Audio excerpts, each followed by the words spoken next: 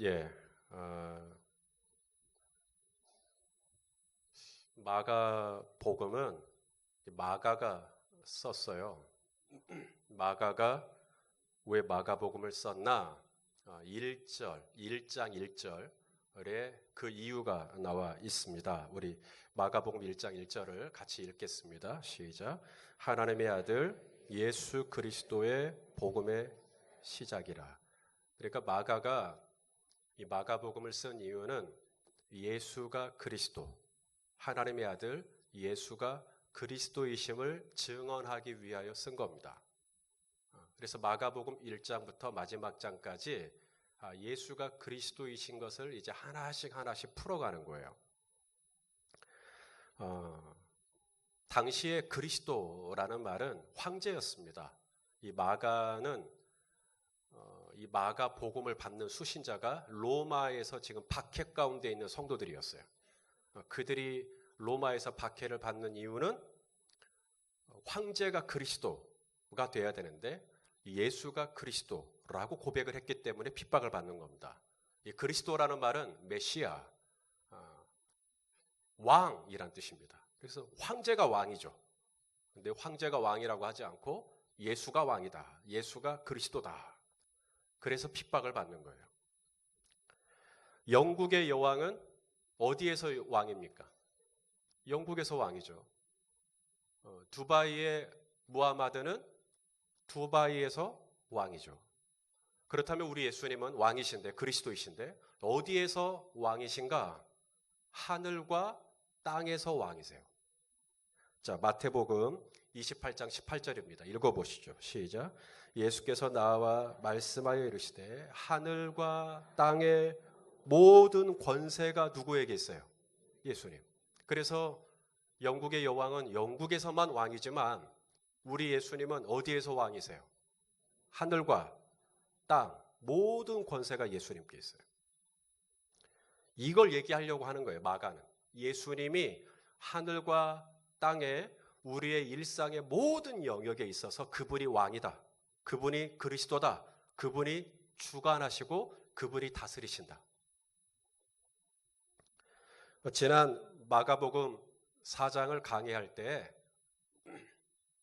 예수님의 비유 말씀이 마가복음 4장에서 시작이 되었어요.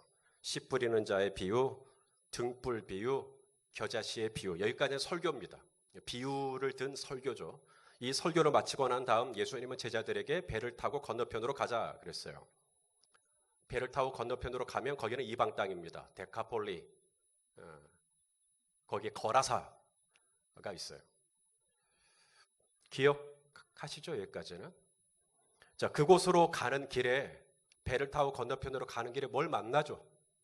예, 풍랑을 만납니다. 제자들은 어부 출신이 4명이나 돼요. 4명 이상입니다. 그래서 그들은 나름 이 바다에서 풍랑을 경험해 봤어요. 그런데 이 마가복음 4장에서 제자들이 경험한 풍랑은 그냥 풍랑이 아니라 성경은 광풍이라고 번역을 했고요. 광풍도 그냥 광풍이 아니라 큰 광풍. 그러니까 한 번도 제자들이 경험해 본 적이 없는 엄청난 광풍을 경험하게 된 겁니다. 그런 광풍을 경험하고 나면 목숨의 위협을 느끼죠. 죽을 것 같은 거예요. 그래서 주무시고 계시는 예수님을 흔들어 깨웁니다. 그리고는 뭐라 그러냐면 따라서 하십시다. 우리가 죽게 된 것을 돌보지 아니하시나이까. 여러분 어디서 많이 들어본 말 아닙니까?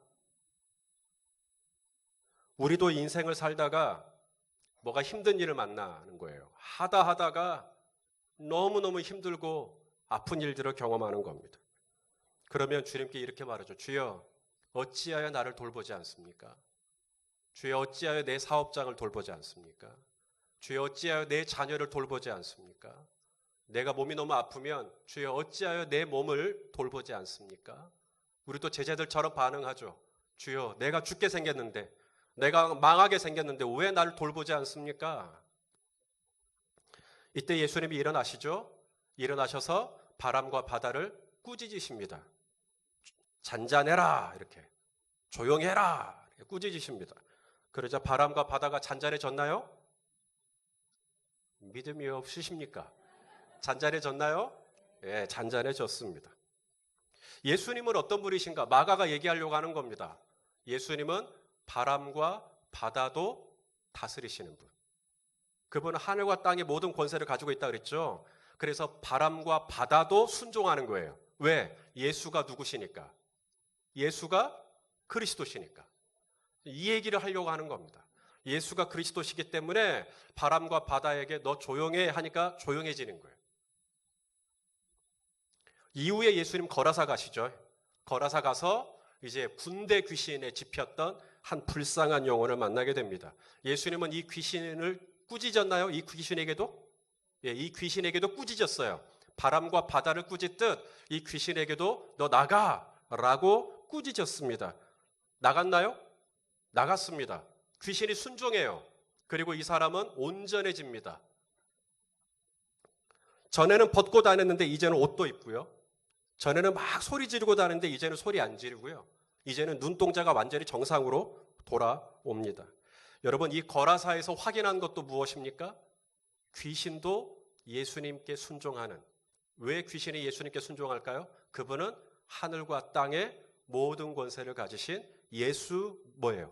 그리스도이시기 때문에. 아멘입니까? 성도 여러분, 여러분에게 예수님은 어떤 분이십니까? 바람과 바다도 그분이 그리스도이신 줄 알고 순종하고, 거라사의 귀신도 그분이 그리스도이신 줄 알고 순종하는데, 여러분에게 예수님은 어떤 분이십니까? 베드로가 고백하죠. 베드로가 뭐라 그래? 주는 그리스도시요. 누가복음에서는요, 하나님의 그리스도십니다. 그래서 강조하는 건 그분이 그리스도라는 사실을 계속 강조해요.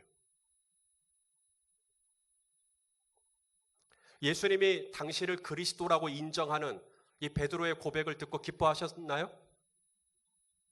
확신이 없으신가요? 기뻐하시죠? 바요나 시몬아, 네가 뭐가 있다? 축복하십니다. 너무 좋아하시는 거예요. 왜냐하면 당신이 그리스도인 걸 안 거예요. 이제 내가 하늘과 땅의 그리스도인 것을 이제 제자들이 고백하는 거예요. 주님은 그리스도이십니다. 다른 사람의 그리스도가 아니라 누구의 그리스도예요? 나의 그리스도이십니다. 이제 눈이 열린 거예요. 그분이 그리스도로, 그분이 왕으로, 그분이 모든 것을 주관하시는 분으로 그 눈이 열린 거예요. 그러니까 주님이 바요나 시몬아, 네가 복이 있다, 기뻐하시는 겁니다. 바람과 바다도 순종하는 그리스도, 거라사의 귀신도 순종하는 그리스도, 하물며 오늘 지금 여기에 살고 있는 나에게 주님은 어떤 분이신가? 말과 혀로만 예수 그리스도의 이름으로 기도합니다. 말과 혀로만 그냥 예수가 그리스도다 고백하는 거 말고요. 정말로 나의 삶 속에, 나의 행함 속에 진실하게 정말로 그분이 나의 그리스도이심을 고백하고 있는지. 오늘 본문도 마찬가지입니다. 계속해서 마가는요, 예수가 그리스도이신 것을 증거하기 위하여 오늘 본문이 기록되고 있어요.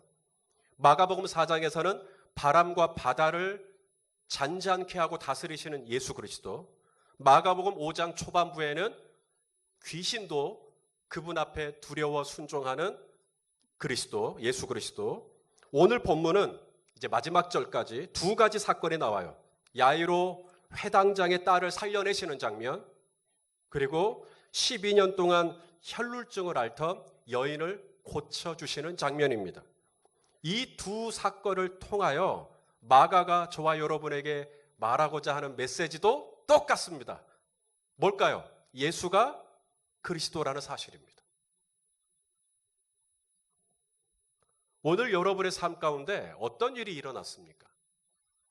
사업하는 중에, 혹은 부부관계에, 혹은 자녀들과의 관계 안에서, 아니면 내 몸에 어떤 신호가 왔습니까?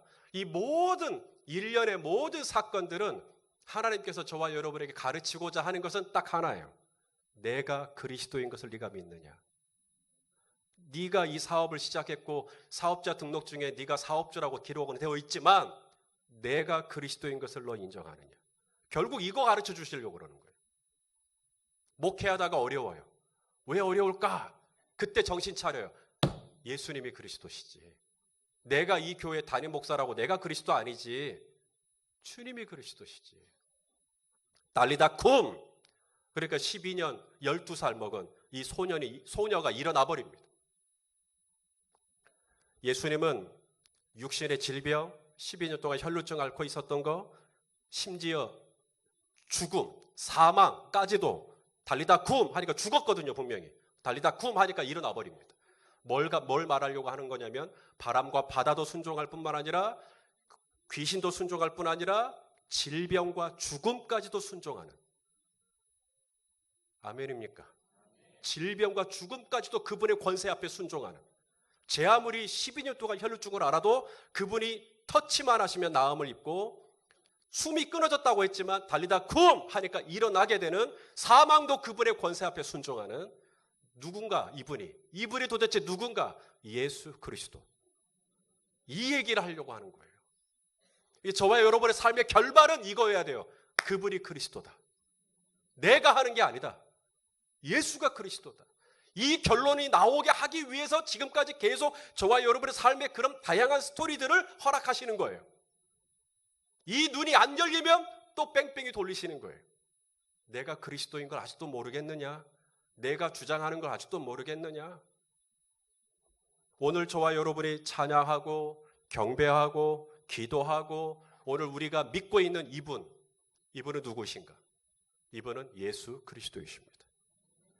우리의 삶을 다스리고 계시고 우리의 가정을 주장하고 계시고 우리의 자녀들을 온전히 그분의 장중 가운데 붙드시고 계신 분. 이분은 하늘과 땅의 모든 권세를 가지시고 저와 여러분의 삶을 디테일하게 이끌어가고 계시는 분. 여러분, 이분이 예수 그리스도라는 눈이 열리실 수 있게 되기를 바랍니다. 세상은 우연이라 그래요. 그 우연이지. 재수가 좋다 그래요. 팔자가 어쩌고 저쩌고 막 그래요. 내 팔자가 이 모양이지. 그러니까 안 믿으니까 그런 거예요. 뭘 안 믿어요? 예수가 그리스도이신 것을. 그분이 모든 걸 섭리하신다는 이 인식이 없으니까 우연히 만났다, 재수가 안 좋아서 그런 거다, 팔자가 싸나워서 그런 거다, 이렇게 풀어가는 거예요. 예수가 그리스도라는 눈이 안 열렸기 때문에. 성도는요, 예수가 그리스도라는 눈이 열린 사람이라면 그렇게 말 못합니다.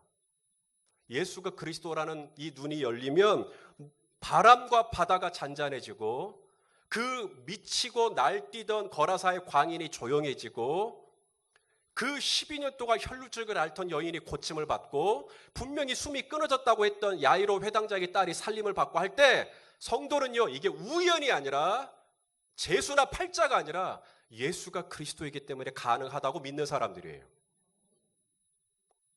그분은 지금도 저와 여러분의 머리카락 하나가 다 세고 계심을 믿으십니까? 내가 어디에 앉았다가 어디서 일어나는지 다 알고 계셔요.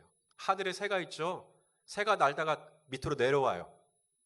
밑으로 내려올 때도 그냥 내려오는 게 아니라 어느 새가 몇 마리나 어떤 새가 내 앞에, 그것도 내 앞에 내려앉는 거.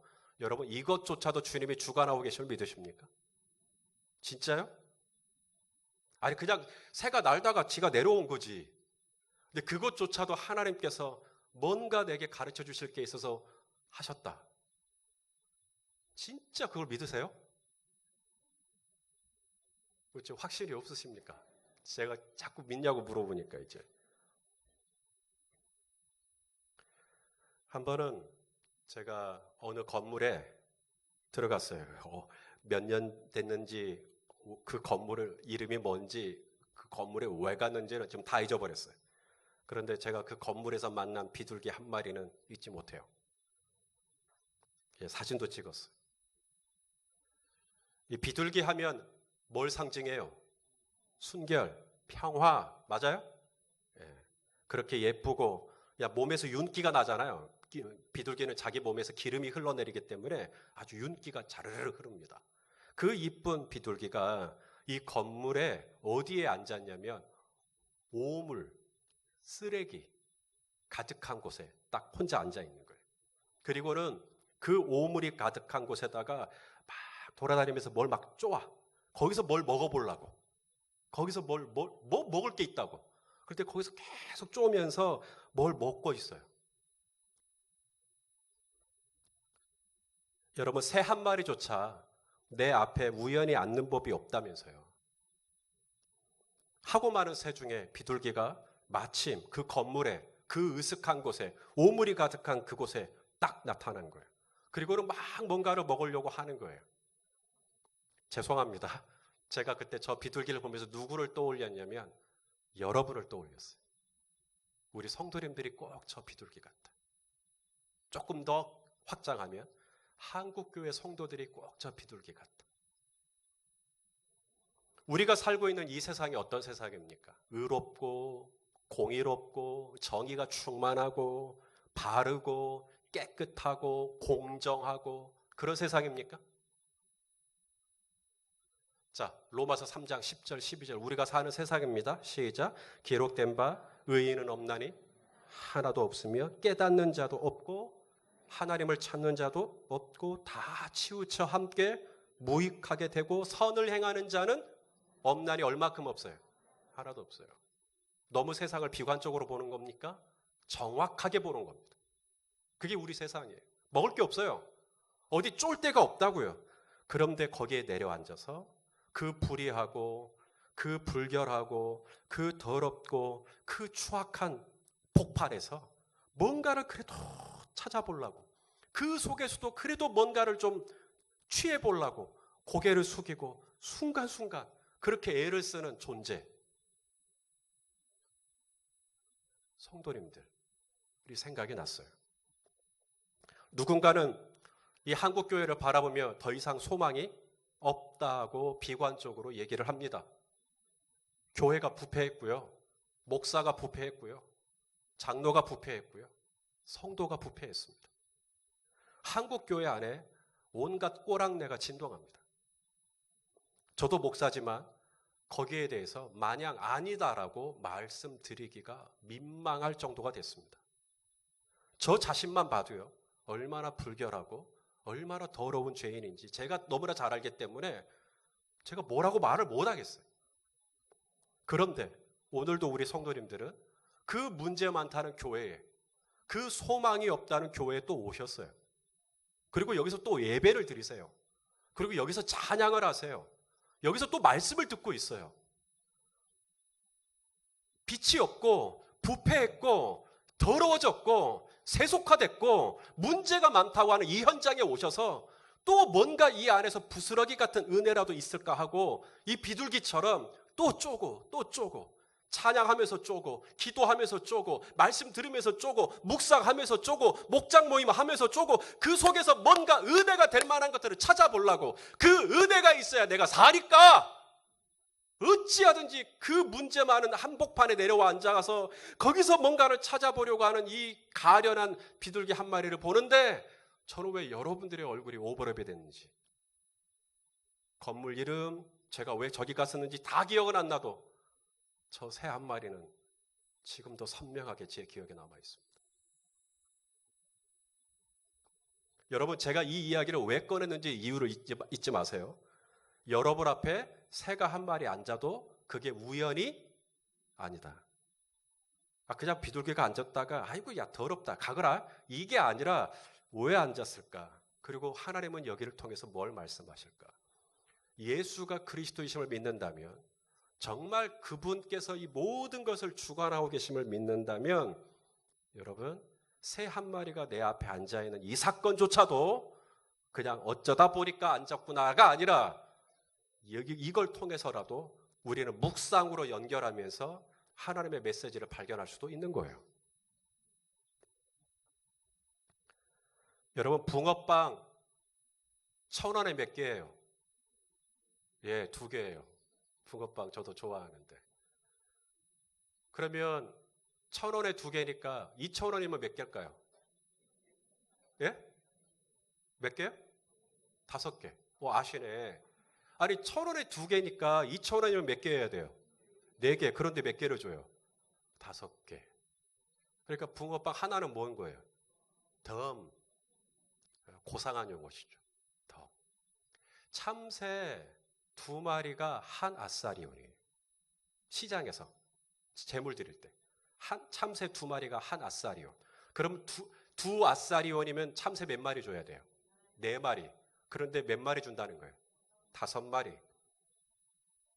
그러면 그 한 마리는 뭐예요? 덤. 그런데 그 덤으로 가는 한 마리조차도 뭐라고요? 하나님은 잊어버리지 않아요. 그러니까 덤으로 여러분 속에 들어간 붕어빵 하나도, 덤으로 여러분 속에 들어간 참새 한 마리도 하나님은 잊어버린 적이 없어요. 그 새가 지금 여러분 앞에 앉아 있는 거예요. 그리고 그 새가 거기서 뭔가를 쪼고 있는 거예요. 예수가 그리스도라면 이 작은 사건들 속에서 그분이 그리스도고 그분이 온전히 모든 것을 주관한다는 것을 믿는다면 우리의 일상에서 우연히 그런 거지, 어쩌다 보니 그런 거지라는 말은 사라지고 이걸 통해서 하나님이 나에게 뭘 말씀하시려고 하시는 걸까? 그 태도. 오늘 우리가 읽은 본문은 예수가 그리스도이심을 믿는 사람들이 어떤 행동을 하느냐가 오늘 본문의 주요 메시지예요. 자, 예수님이 나의 모든 삶을 주관하고 다스리신다는 것을 믿는다면 그분의 믿음은 명사가 아닙니다. 믿음이 명사가 되는 순간 믿음은 교리가 되고요. 믿음은 신학이 되고요. 믿음은 그냥 세례받기 위한 도구에 불과할 뿐이에요. 여러분, 히브리어 사전에 있어요. 제가 히브리어 사전을 여러분에게 드릴 테니까 히브리어 사전에서 믿음이라는 단어를 찾아보세요. 에무나라고 하는 단어인데 찾아보세요. 없어요. 히브리어 사전에서 믿음이라는 단어는 없습니다. 왜냐하면 믿음은 명사가 아니기 때문에 그래요. 그래서 히브리어 사전에는 믿음이라는 단어가 없어요. 다만 히브리어 사전에 있는 모든 믿음은 다 동사입니다. 믿다. 믿음으로. 여러분, 명사는 없어요. 신앙생활에 믿음은.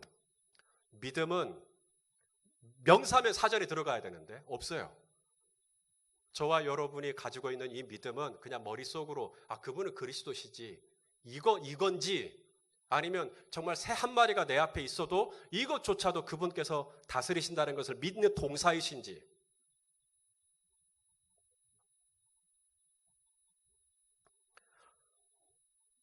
야이로 회당장은 아픔을 가지고 있습니다.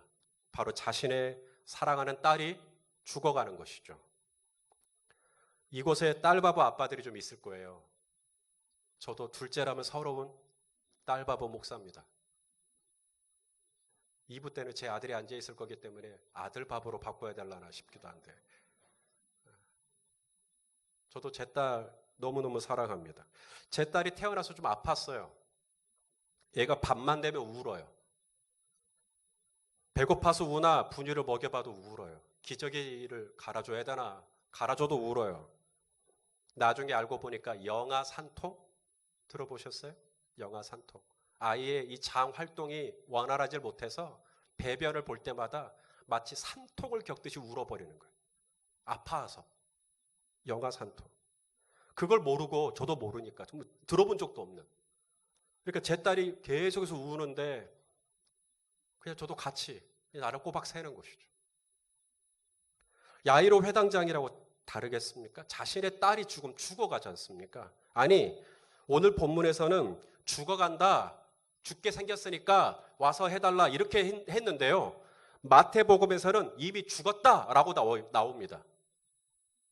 자, 마태복음 9장 18절도 보겠습니다. 시작. 예수께서 이 말씀을 하실 때 한 관리가 와서 절하며 이르되 내 딸이 방금 죽었사오나 이렇게 말해요. 그러니까 마가복음에서는 죽어가고 있고요. 마태복음에서는 이미 죽었어요. 그러니까 이미 죽었는데 온 거예요, 예수님께. 죽어가고 있는데 예수님께 온 거죠. 여러분, 그게 믿음이라는 거예요. 정말 그분이 예수 그리스도라는 걸 내가 믿는다면 내 딸이 방금 죽었어요. 끝났구나가 아니라 방금 죽었지만 그래도 그분에게 가는 거예요. 동사니까. 야이로는 예수님 앞에 와요. 그리고는 엎드립니다. 오늘 본문 22절 말씀입니다. 읽어보시죠. 시작. 회당장 중에 하나인 야이로라 하는 이가 와서 예수를 보고 발 아래 엎드리죠. 이 회당장이 예수님의 발 아래 엎드린다. 이 사건이 얼마나 인상적이었으면 마태, 마가, 누가 세 복음서에서 전부 야이로 회당장이 예수님 앞에 엎드려 절했다라는 걸 다 기록하고 있어요. 그만큼 인상적인 거예요. 왜냐하면 사회적으로 신분이 높은 사람이잖아요. 회당장이니까. 회당장 아무나 되는 거 아닙니다. 회당에는요, 유대인들이 다니는 회당에는 소위 장로들, 거기서 말하는 장로들이란 elder, 곧 연장자들입니다. 이 장로님들이 모여서 뽑은 사람이 회당장이 되는 거예요. 일반 사람들이 뽑는 게 아닙니다. 장로님들이 이분은 회당장. 그래서 이 장로님들이 회당장을 선택을 할 때 기준은 딱 하나예요. 누가 가장 우리 마을에서 존경받느냐. 그 사람이 회당장이 되면요, 그는 회당장에서 무슨 일을 하느냐 하면 회당에서 이루어지는 모든 예배를 회당장이 다 주관합니다. 회당장이 설교자도 세워요. 회당장은 회당에 있는 모든 재정, 행정, 정치 전부 다 회당장이 합니다. 그래서 유대인들은 다른 사람은 몰라도 회당장은 다 존경해요. 근데 그 회당장이 오늘 예수님 앞에 와서 어떻게 했다고요? 엎드려 절했어요. 왜? 내가 그리스도가 아니라, 내가 회당장이니까 내가 그리스도가 아니라 왜 예수님 앞에 엎드려요? 예수가 누구시기 때문에? 그리스도이기 때문에. 여러분, 예수님이 그리스도세요. 우리는 그 그리스도이신 예수님 앞에 우리가 마땅히 보여야 할 액션이 있다면 엎드려 절하는 거예요. 무릎 꿇는 거예요. 성도는 무릎 꿇는 사람입니다. 무슨 문제만 생기면 무릎 딱 꿇어요. 새벽에도 무릎 꿇고요. 밤에도 무릎을 꿇고요. 아침에도 무릎을 꿇어요. 왜 무릎을 꿇을까요? 그분이 그리스도이시기 때문에. 내가 그리스도라고 생각하는 사람은 절대 무릎 안 꿇습니다. 기도 안 합니다. 내가 그리스도니까 내 마음대로 하는 거죠. 하지만 그분이 그리스도라는 걸 내가 믿고 그분이 그리스도이심을 내가 진짜로 고백한다면 나는 그분 앞에 무릎을 꿇어요. 왜냐하면 그분은 크시고 나는 한없이 작은 죄인이니까. 12년 동안 혈루증을 앓던 여인도 마찬가지입니다. 여인은 소문을 들었대요. 소문. 27절에 소문을 듣고 어떤 소문을 들었을까요? 따라서 합시다. 예수가 그리스도다. 그 소문을 들었겠죠. 예수가 그리스도라는 소문을 들은 거예요. 자신의 몸은 혈루증을 앓았고요. 혈루증을 앓아서 계속 하혈을 하는 거예요. 원인을 알 수가 없어요. 유출병이라 그러죠. 그래서 이걸 12년 동안 이게 해결이 안 되는 문제를 가지고 있는. 그런데도 이 여인은 예수가 그리스도다. 예수가 그리스도다. 그 믿음을 가지고 예수님께 옵니다. 그리고는 예수님의 옷가에 손을 대요. 명사가 아닙니다. 예수님은 그리스도지 하고 가만히 있는 게 아니라 예수님이 정말 그리스도라는 걸 믿는다면 야이로는 방금 딸이 죽었지만 예수님께 갑니다. 12년 동안 고침을 받은 적이 없지만 예수님께 갑니다. 믿음은 명사가 아니라 동사입니다. 사전에는 믿음이라는 단어가 없어요. 온통 다 동사입니다. 믿음은 동사입니다.